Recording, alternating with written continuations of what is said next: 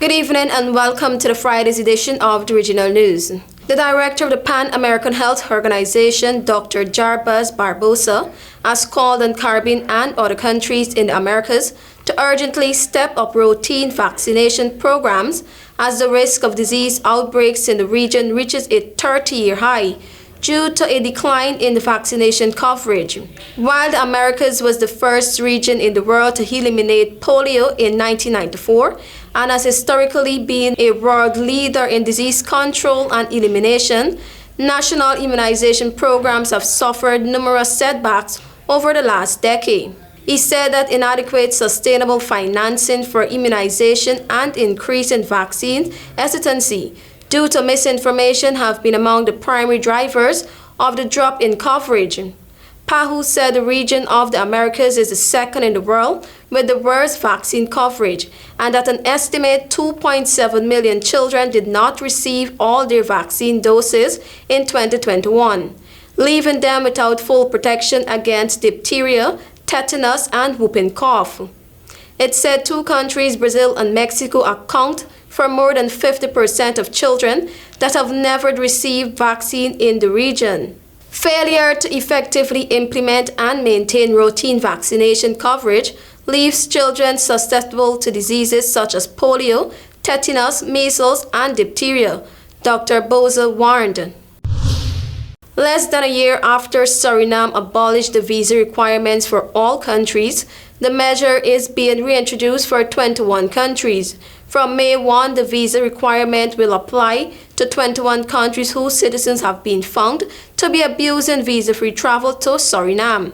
According to Minister of Foreign Affairs, International Business and International Cooperation, Albert Ramdin, they include the Caribbean nations of the Dominican Republic, Cuba, and Venezuela. Other countries include India, Nepal, Pakistan, Bangladesh, Kenya, Ghana, Somalia, Cameroon, Ethiopia, and Syria. The decision to reintroduce the requirement was taken on Wednesday.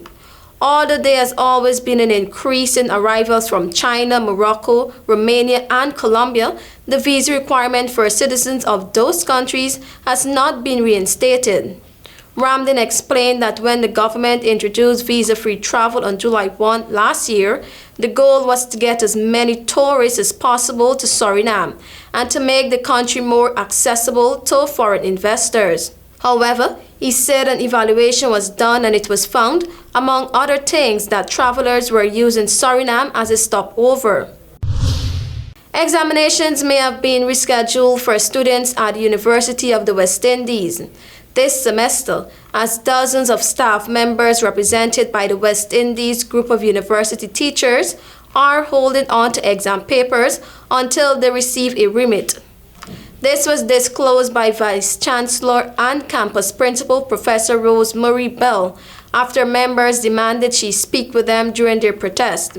Following the union's last protest in March, members were informed by UWI management that the Chief Personnel Officer promised to respond to the request within 6 weeks. That 6-week period ends on Sunday, and the CPO is yet to respond.